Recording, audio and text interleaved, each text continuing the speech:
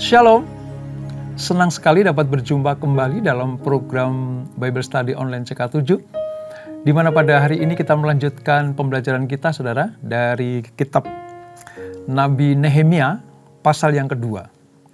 Seperti kita ketahui bahwa Allah menetapkan pembuangan kerajaan selatan, yaitu Yehuda, ke Babel selama 70 tahun.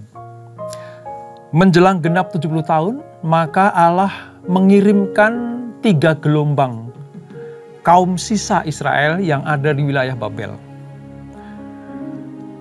Dipimpin oleh Ezra, Nehemia, demikianlah mereka mempersiapkan umat yang layak bagi Tuhan pada kaum sisa Israel, supaya menempati kembali tempat atau tanah leluhur mereka, yaitu tanah perjanjian. Mereka kembali ke kerajaan selatan, yaitu Yehuda, ibu kotanya Yerusalem. Nah, Nehemia terpanggil mendapatkan beban untuk membantu Ezra. Kalau Ezra membangun bait suci, sementara Nehemia membangun tembok Yerusalem. Nah, kita sudah belajar pasal yang pertama bagaimana Nehemia berdoa bagi bangsanya, bangsa Israel. Dia bukan hanya berdoa, tapi dia bertindak untuk memimpin pembangunan tembok Yerusalem. Nah, kisahnya seperti apa? Ketika Nehemia diizinkan oleh raja pada waktu itu yang ada di Babel, di Persia, saudara, untuk kembali ke Yerusalem. Sebelum kita membaca dan merenungkan, mari kita hampiri Tuhan. Kita minta Roh Kudus mengurapi kita. Kami datang kepadamu, Tuhan, kami datang dengan ucapan syukur kami, ya Tuhan, sebab Kau Bapa yang baik. Kepadamu kami sanjung, ya Tuhan, kami sembah nama-Mu, kami muliakan.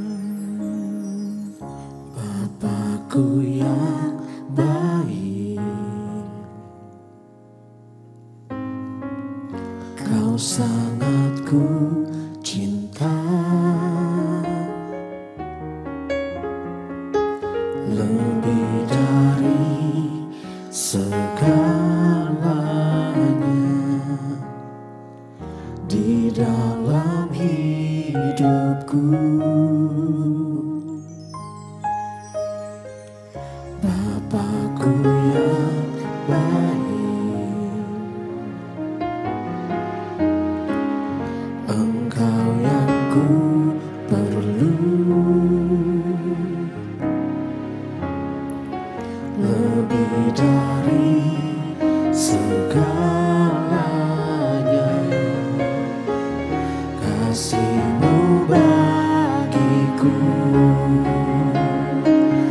tak pernah berakhir, kasih setia-Mu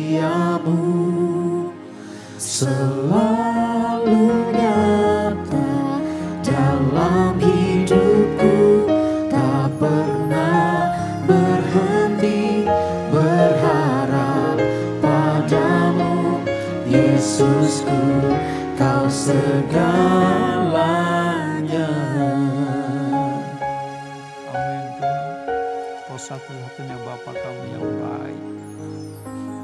Bapakku yang baik, Kau sangat ku cinta, lebih dari segalanya di dalam hidupku. Bapakku yang baik, Engkau yang ku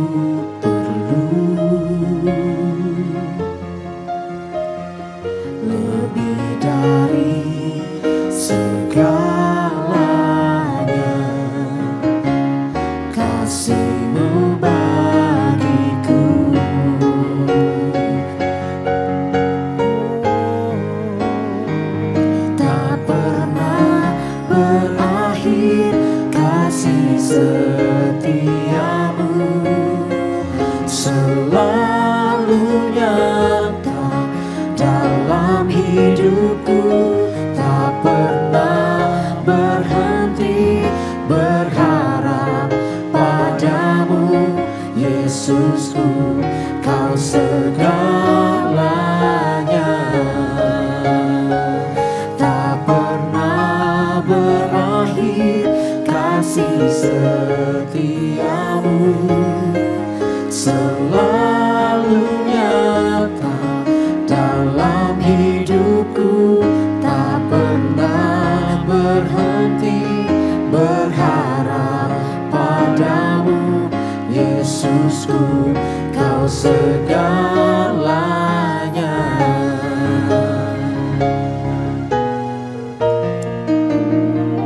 Tak pernah berakhir kasih setiamu, selalu nyata dalam hidupku. Tak pernah berhenti berharap padamu, Yesusku, Kau segalanya. Yesusku, Kau segalanya. Yesusku, Kau segalanya.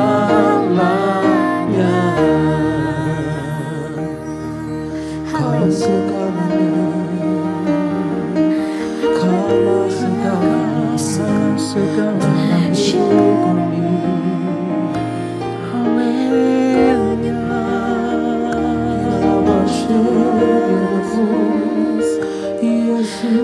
Kau yang terbaik, Kau yang terbaik dari segalanya.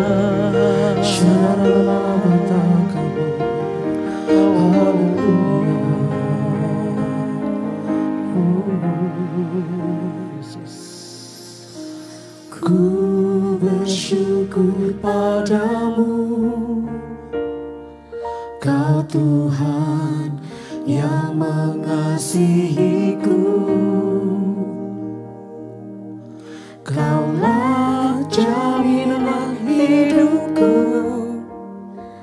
hati-Mu ada bagiku. Ku bersyukur padamu, Kau Tuhan yang mengasihiku.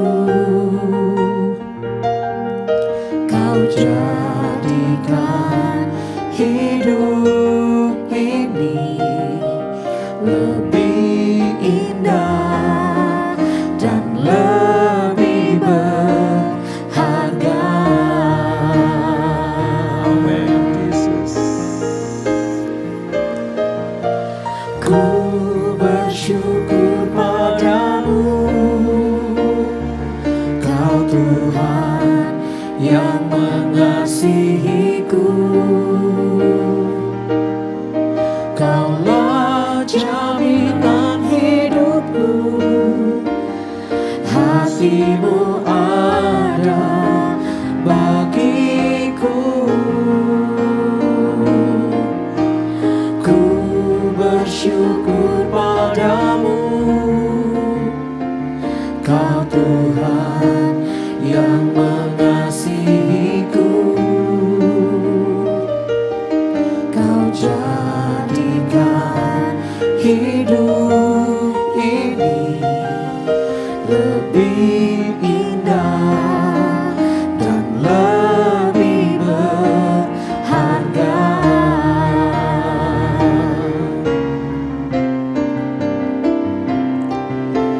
Ku bersyukur padamu, Kau Tuhan yang mengasihiku. Kaulah jaminan hidupku, hati-Mu ada bagiku. Ku bersyukur padamu, Kau Tuhan yang mengasihiku. Kau jadikan hidup ini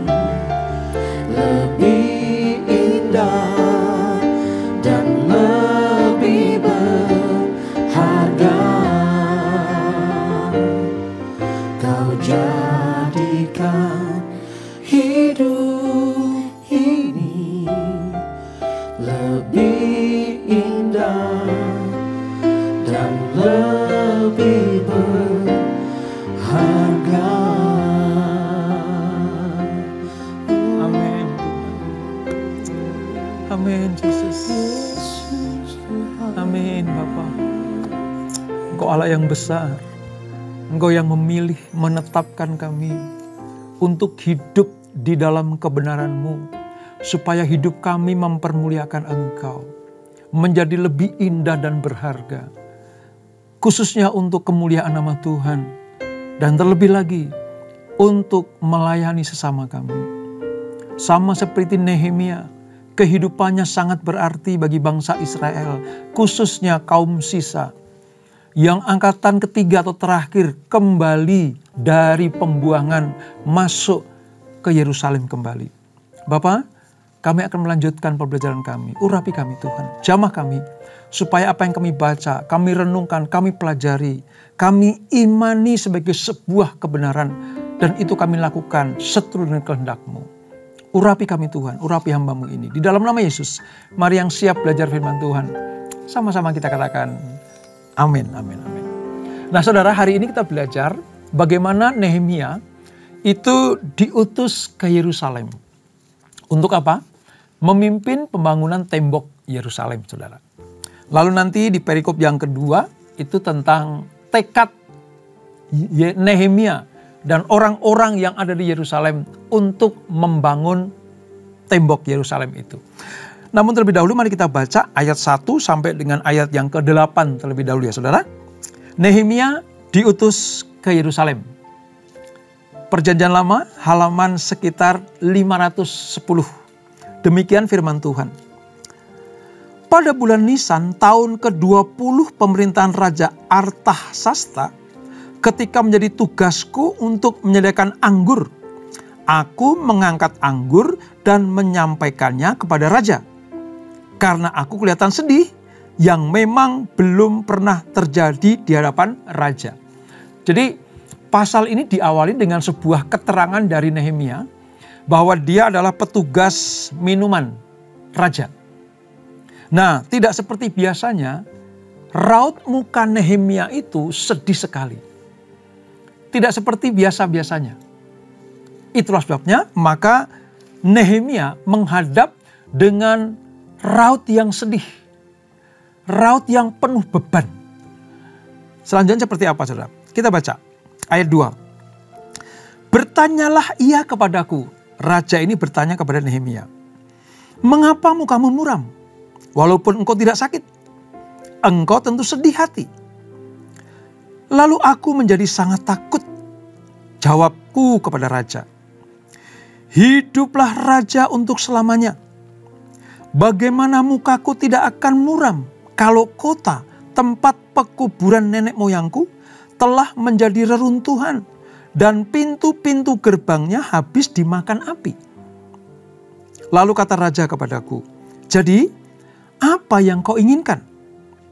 Maka aku berdoa kepada Allah semesta langit. Kemudian jawabku kepada raja, jika raja menganggap baik dan berkenan kepada hambamu ini, utuslah aku ke Yehuda, ke kota pekuburan nenek moyangku, supaya aku membangunnya kembali.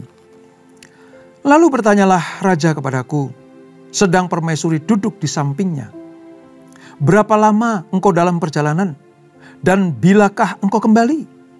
Dan raja berkenan mengutus aku, sesudah aku menyebut suatu jangka waktu kepadanya. Berkatalah aku kepada raja, jika raja menganggap baik, berikanlah aku surat-surat bagi bupati-bupati di daerah seberang sungai Efrat, supaya mereka memperbolehkan aku lalu sampai aku tiba di Yehuda. Pula sepucuk surat bagi Asaf, pengawas taman raja, supaya ia memberikan aku kayu untuk memasang balok-balok pada pintu-pintu gerbang di benteng bait suci, untuk tembok kota, dan untuk rumah yang akan kudiami. Dan raja mengabulkan permintaanku itu karena tangan Allahku yang murah melindungi aku.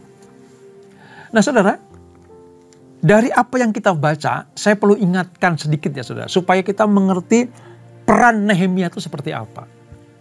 Seperti namanya, Nehemia itu artinya Tuhan itu besar. Tuhan itu besar. Jadi Nehemia di dalam pengertian namanya itu sebagai sebuah pertunjukan, sebagai sebuah kesaksian kepada siapa saja yang dilayani Nehemia pada waktu itu. Dalam hal ini Raja Artasasta ini, bahwa Tuhannya Nehemia, Allahnya Nehemia adalah Tuhan yang besar. Allah yang besar mengalahkan ilah-ilah yang lain. Sebab nanti pada peristiwanya saudara, tangan Allah yang besar itulah yang memimpin Nehemia. Allah yang luar biasa besar itu yang mengatur perjalanan bangsa Israel yang 70 tahun terbuang dari negerinya yaitu Yehuda, dibuang ke Babel dan dikembalikan ke Yerusalem kembali. Pekerjaan Nehemia adalah selain dia menjadi juru minum raja, dia juga seorang pemimpin politik pada waktu itu. Dan yang paling terkenal adalah Nehemia itu dikenal sebagai nabi pembangun tembok Yerusalem. Dia memimpin rombongan Yehuda yang terakhir yang pulang ke Yerusalem dan membangun sebuah bangunan yang sangat-sangat penting bagi keamanan rakyat atau penduduk yang tinggal di wilayah Yerusalem. Ini sepintas arti Nehemia dan pekerjaannya. Nah, kembali ke belakang sebentar saudara, bahwa Nehemia itu orang yang ditunjuk oleh Raja Persia. Untuk apa? Untuk memimpin rombongan ketiga yang pulang ke Yerusalem. Dari Persia menuju ke Yerusalem. Mengapa bukan orang Babel yang mengizinkan mereka balik? Sebab Babel sudah dikalahkan oleh Media Persia. Yang pada waktu itu rajanya adalah Artasasta ini. Nah, ini kejadian sekitar tahun 444 sebelum Masehi. Nehemia menjadi gubernur Yehuda atas penunjukan Artasasta ini. Dan ini terjadi 13 tahun setelah Esra tiba di sana. Nehemia tiba dengan tugas dari Raja Persia ketika dia minta izin tadi. Mengapa wajahmu muram? Tidak seperti biasanya. Jawab Nehemia, bagaimana aku tidak muram? Bagaimana aku tidak sedih? Sebab tanah leluhurku, pekuburan nenek moyangku sudah rata dengan tanah. Warisan tanah leluhurku sudah dijajah habis oleh bangsa Babel pada waktu itu. Dan aku ingat bahwa mereka perlu diberikan sebuah pembelajaran, diberikan sebuah pemulihan, diberikan sebuah kehidupan yang layak kembali. Maka singkat cerita Nehemia minta izin. Kalau raja mengizinkan, izinkan aku ke Yerusalem, ke Yehuda untuk membangun tembok Yerusalem itu. Supaya apa? Supaya kota di mana bangsaku berada, kota di mana nenek moyangku tinggal itu kuat. Itu disebut sebagai kota yang berbenteng. Dan memiliki apa saudara? Memiliki sebuah kepastian bahwa kota itu aman dalam perlindungan Tuhan. Ini tujuan dari Nehemia. Dan saudara lihat, nanti pada akhirnya saudara, sekalipun banyak tantangan, namun Nehemia mampu menyelesaikan pembangunan tembok itu dalam waktu 52 hari. Nehemia adalah orang yang berbakat, dia berani, tekun, dan yang paling kelihatan adalah Nehemia selalu mengandalkan doanya kepada Allah, Sang Pencipta atau Allah semesta langit itu. Kalau di sini dikatakan Allah semesta langit, artinya Allah yang disembah oleh nenek moyangnya. Allah yang benar, yaitu Allah Abraham, Allah Ishak, Allah Yakub. Yang menyatakan dirinya kepada bangsa pilihan itu Israel. Bahwa dia adalah satu-satunya Allah yang harus disembah. Nah, ini sekitar peristiwa di mana Nehemia akan kembali ke Yehuda, saudara. Seperti saya katakan tadi, kekuatan Nehemia adalah dalam berdoa. Seperti ayat yang keempat ya, saya ulang ayat 4 ini. Lalu kata raja kepadaku, jadi apa yang kau inginkan? Ketika melihat wajah Nehemia sedih, raja bertanya, kamu sedih? Ya, tadi alasannya sudah disampaikan ya. Lalu apa yang kamu mau? Apa yang kau inginkan? Sebelum Nehemia menjawab apa yang menjadi pertanyaan Raja Artasasta, dia berkata, maka aku berdoa kepada Allah semesta langit. Hal pertama yang dilakukan oleh Nehemia adalah berdoa. Sebelum menjawab pertanyaan raja, ia memanjatkan doa kepada Allah. Doanya apa, saudara? Mohon pertolongan dan hikmat. Sebab apa? Sama seperti susahnya Ezra membangun bait suci yang kedua. Demikianlah Nehemia sudah membayangkan bagaimana nanti tembok Yerusalem itu akan dibangun. Terbayang ini bukan pekerjaan manusia. Terbayang di benak Nehemia ini pekerjaan yang tidak mudah. Penuh tantangan dan terbukti penuh tantangan. Itulah sebabnya mengapa Nehemia mendahului setiap langkah pemikirannya, ya, perbuatannya, kegiatannya dalam pembangunan tembok Yerusalem dengan doa. Nehemia itu terkenal nabi pendoa, saudara. Ya, sering saya katakan itu ya, seolah-olah nabi yang cengeng. Kenapa? Karena selain memperlihatkan mukanya yang muram, sedih, karena bangsanya jadi bangsa yang terbuang tadi, dia juga sering meratap. Meratap bukan karena menyesali apa yang ada dalam dirinya, tetapi lebih daripada menaruh belas kasihan kepada bangsanya. Bangsa yang terbuang selama 70 tahun. Dia merasa bangsa yang tertindas. Dia cuma mohon anugerah, belas kasihan, pengampunan Tuhan. Lalu atas doa-doa yang dinaikkan kepada Allah semesta langit tadi, Nehemia berdiri di hadapan raja. Dan hanya memiliki waktu yang singkat ketika dia berseru kepada Allah. Dalam hatinya, waktu yang singkat itu menyentuh hati Allah. Karena apa? Karena ada orang pilihan Tuhan yang memiliki beban atas kesejahteraan bangsanya. Saudara catat baik-baik ini ya. Nehemia sebenarnya sudah enak menjadi juru minum raja. Sudah tidak perlu apa-apa lagi, saudara. Hidup di lingkungan kerajaan Persia pada waktu itu mengangkat derajat Nehemia sebagai orang buangan, tapi mendapat kepercayaan dari Raja Persia. Harusnya Nehemia sudah nggak mau mikirin apa-apa lagi, sudah nikmat. Mungkin melihat bangsanya, bangsa Israel yang tertindas itu. Kalau Nehemia tidak punya belas kasihan, ya udah bodoh amat lah. Toh aku sudah menduduki tempat yang strategis. Aku dipercaya Raja Artasasta. Itu tidak mudah, saudara. Tetapi tidak bagi Nehemia. Sekalipun dia sudah dalam keadaan yang nikmat hidupnya, tapi Nehemia tidak kehilangan jati dirinya sebagai orang Ibrani, sebagai orang pilihan Tuhan, sebagai umat pilihan Allah, yaitu bangsa Israel. Itulah sebabnya maka Nehemia merasa ada beban dalam pundaknya.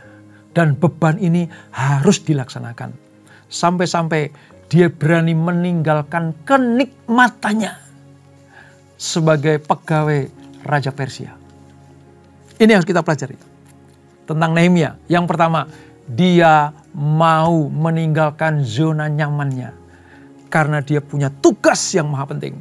Mensejahterakan bangsanya kembali. Lalu yang menarik lagi, saudara. Ketika Nehemia diizinkan pulang ke Yehuda, Nehemia itu punya kedudukan, saudara. Dia punya surat tugas dari raja. Diberikan kepada bupati-bupati.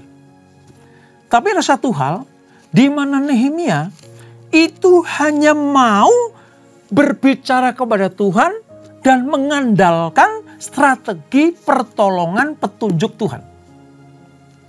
Bahkan dikatakan, Nehemia tidak memberitahukan rencana ini kepada siapapun. Mari kita lihat di ayat yang ke-12, saudara. Ketika tekad untuk membangun kembali tembok Yerusalem. Singkat cerita, Nehemia sudah sampai di Yerusalem. Ayat 11 dan 12, demikian firman Tuhan. Maka tibalah aku di Yerusalem. Sesudah 3 hari aku ada di sana, bangunlah aku pada malam hari bersama-sama beberapa orang saja yang menyertai aku. Aku tidak memberitahukan kepada siapapun rencana yang akan kulakukan untuk Yerusalem yang diberikan Allahku dalam hatiku. Juga tidak ada lain binatang kepadaku kecuali yang kutunggangi. Ini artinya apa, saudara? Sekalipun Nehemia, ya, ketika dia ditunjuk oleh Raja Artasasta sebagai gubernur dan memiliki kekuasaan yang penuh dari pemerintahan Raja Persia ini, dia tidak melakukan hal apapun selama 3 hari. Saya bisa membayangkan, dia mengambil waktu 3 hari itu untuk betul-betul menyendiri dengan Tuhan. Bahkan dia dikatakan tidak menceritakan rencana ini. Yang dapat dari Allah, tidak semua orang diberitahu. Ya. Dapat dipastikan, Nehemia menantikan petunjuk Allah. Dan yang kedua, Nehemia tidak tergesa-gesa dengan mengandalkan kekuatannya sendiri. Itu. Jadi pertama, dia dapat kuasa dari raja, dia pergi ke Yerusalem, dan selama 3 hari di sana dia tidak lakukan apapun kecuali berdoa, minta petunjuk Tuhan. Dan yang ketiga, dia tidak menceritakan ini kepada sembarang orang. Karena dia yakin ini pekerjaan yang berat.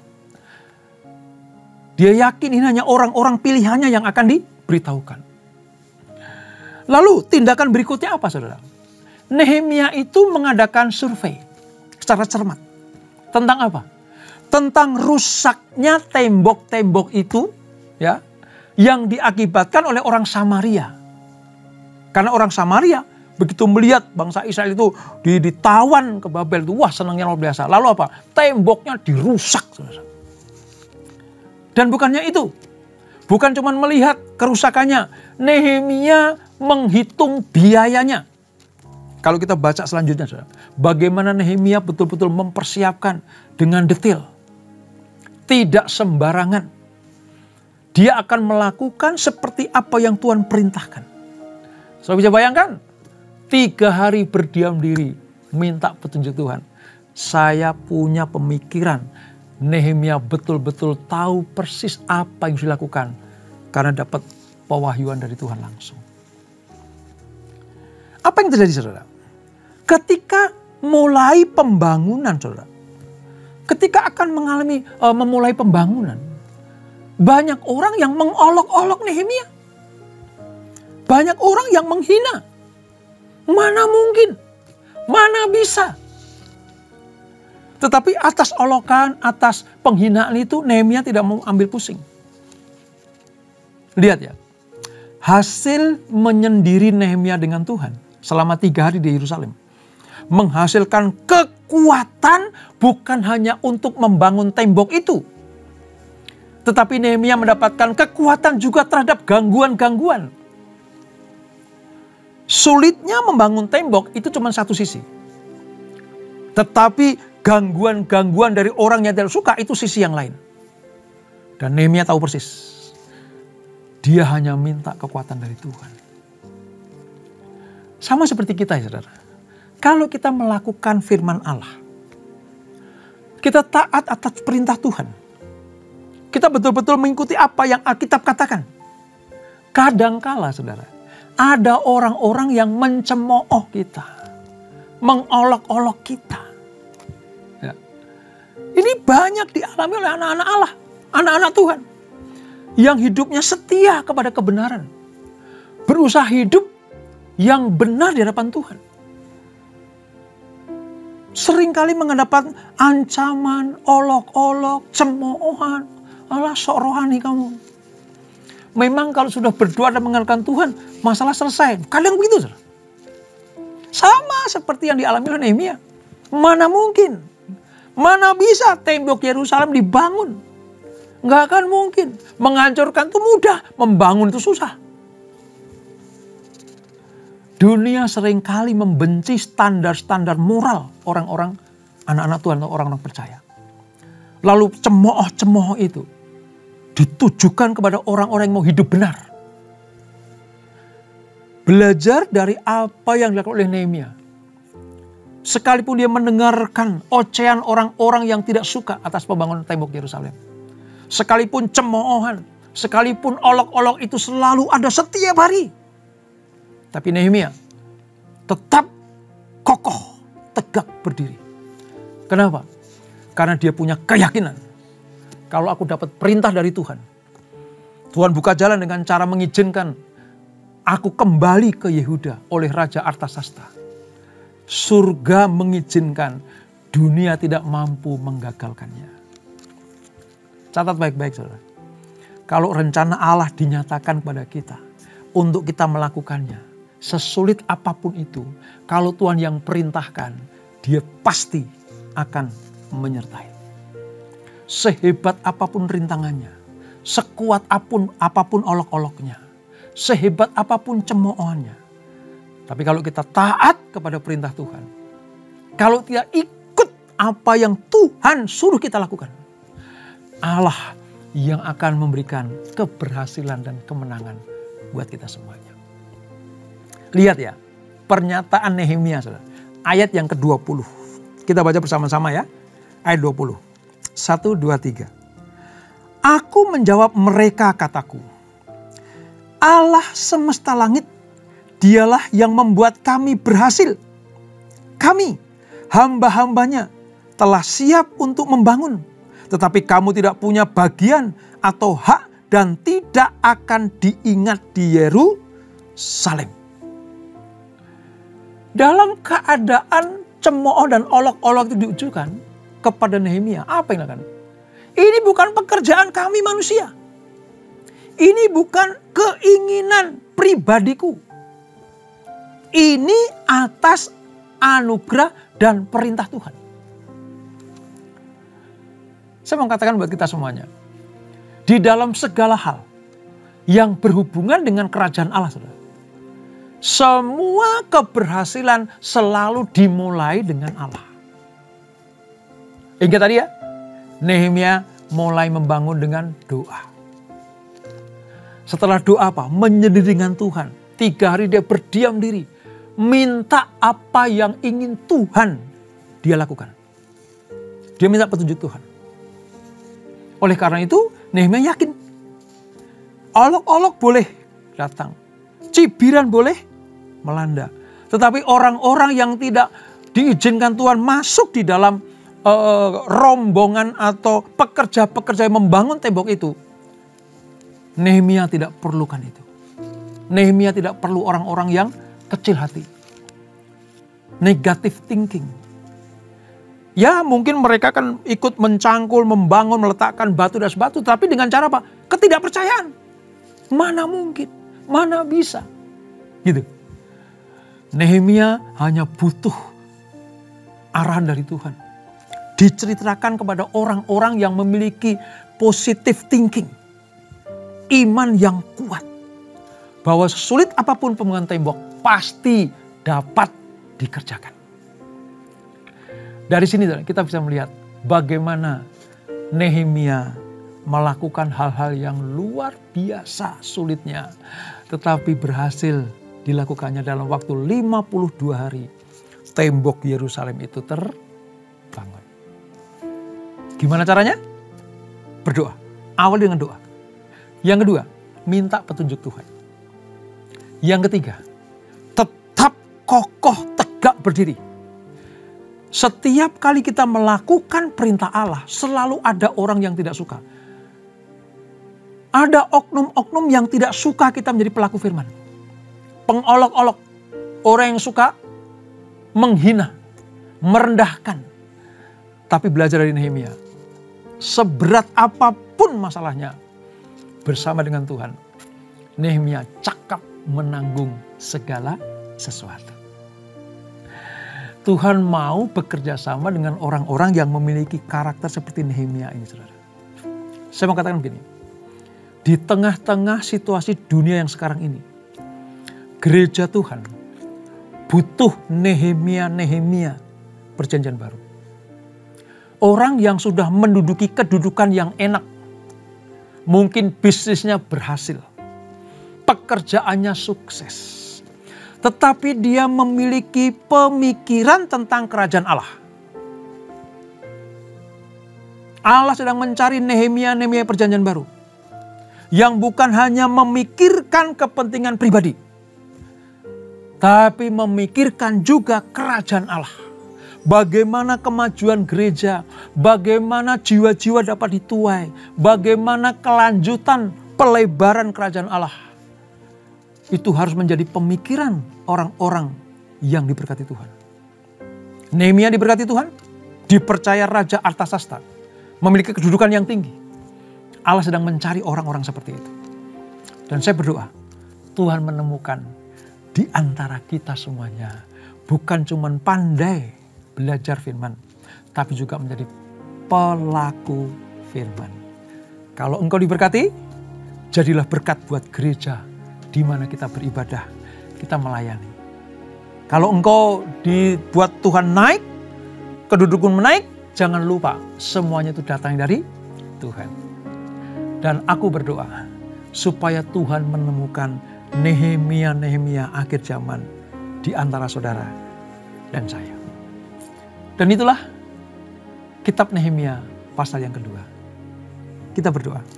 Bapak, terima kasih kami sudah belajar, diperlihatkan kepada kami bagaimana kedudukan tinggi Nehemia tidak menghalang-halangi untuk dia memikirkan pekerjaan Allah, rencana-rencana Allah.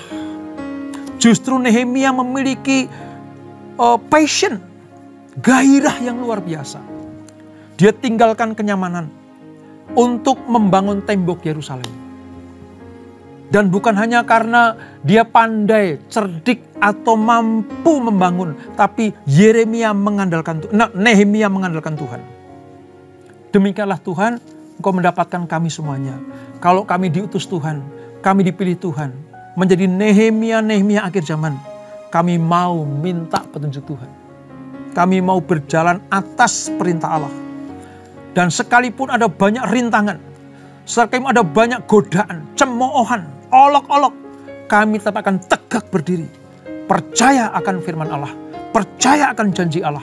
Sekali Yesus, tetap Yesus. Maka apapun yang kami lakukan, dibuat Tuhan berhasil dan beruntung.